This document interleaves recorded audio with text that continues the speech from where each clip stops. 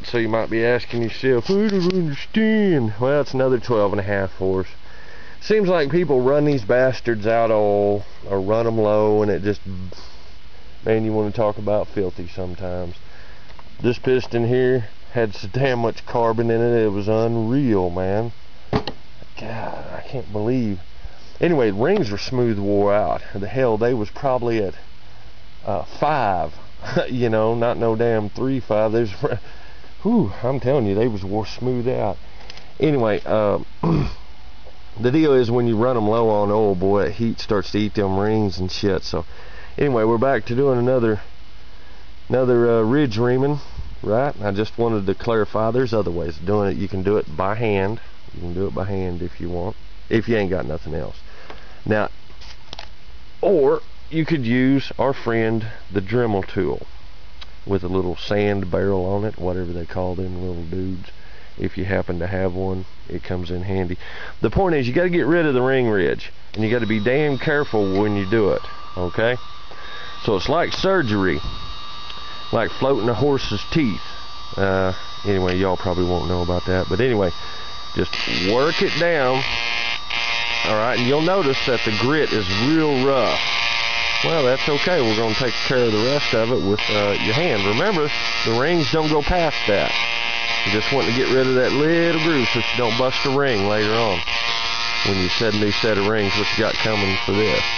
Now, secondly, I want to formally lodge a complaint with fucking Briggs and Stratton over this. Of course, this is an older motor. Hell, this motor's 10 years old. The point is, excuse me, Briggs, they'll do these damn cylinders, and you try to set a set of rings on a damn piston, and you've got to put them in a damn bore without a ring compressor, right? Granted, a ring compressor is $9, but if they've got the beveled edge, they'll pop right in there, no problem. Well, the problem is when you get them and they don't have the beveled edge, okay? Alright. By the way, on this motor, when I did the valves, did a valve job on it, the valve stem, there, on the intake, there was no gap. Not 1.5, not 1. No, there was 0. There was 0. Oh, this was one funky dude. But anyway, it's blowing past the ring. Same old thing as always. Anyway, so what you do is you just work the edge of the cylinder right there. Don't get too crazy with it. Just like when you do your ring ridge, don't leave it laying there on the damn ridge, bore into the damn cylinder. But just work it slow. You'll get where you're wanting to go. Now remember to step in and bevel out the little inner edge there that you create. Alright, you're just wanting to dress it up, make it easier for you. It's not going to hurt anything, unless you get crazy with it, and then it will. So, anyway, that being said, I don't think there was nothing else. Make sure you keep your cylinder clean. I'll hand do this in a second, but I'll show you. The point is, it's to get the ring in there really easy. Okay? That's the whole damn point. Instead of a sharp-ass edge to the cylinder, I think it's a 31 ring. It ain't gonna fit. That's okay. It don't matter. This is a 28, not a 31. So anyway, it don't matter. But anyway, if you want, put the piston in there like that and leave it. Why? I don't know. Piston. It's not working. I don't understand. It's not firing. Yeah, you're right. It ain't. Anyway, so the point is, it's just for when you get rings, a good set of rings in there. When you set her in, life will be so much easier if you've got a nice little groove around there. You know, nice beveled groove, just eased on in there. Alright, that's it for now.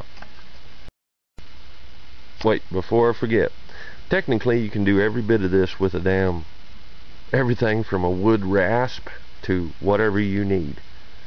Technically, the old timers would do it with files, metal files, what have you, and everything. So there you have it. You use what you got, and in this case, I had that Dremel sitting around, so there you go. All right, one final thing.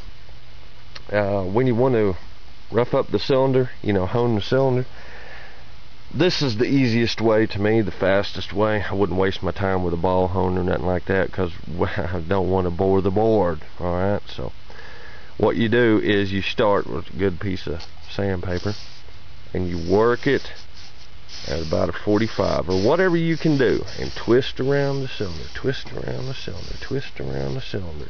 Okay, you understand? I don't understand, Captain. It's so complicated. Well, you got to rough up the damn board, dummy, so the rings will seat, the new rings. And what it is scratches hold oil. Okay? But you don't want burrs. Bust a ring. Alright, so when you do that, you ain't got to grind on it. You just need to put some scratches in there, real light. You stop and you go the other direction, right? The worms go in, the worms go out, the worms, they dance on your snout. That's right. That's all there is to this, kids. Anyway, you just want to scratch it up and get a decent half-ass crosshatch, because hell, you're going to give it 5 hours, or hell, 30 seconds to seat the damn rings. And though I ain't perfect, alright, all you want to do is make sure you spin and go, spin and go. And I don't know, I think Abby Martin on Breaking the Set needs to do this to her comments section. Put a new set of rings in it. She got some fucking crazies coming out.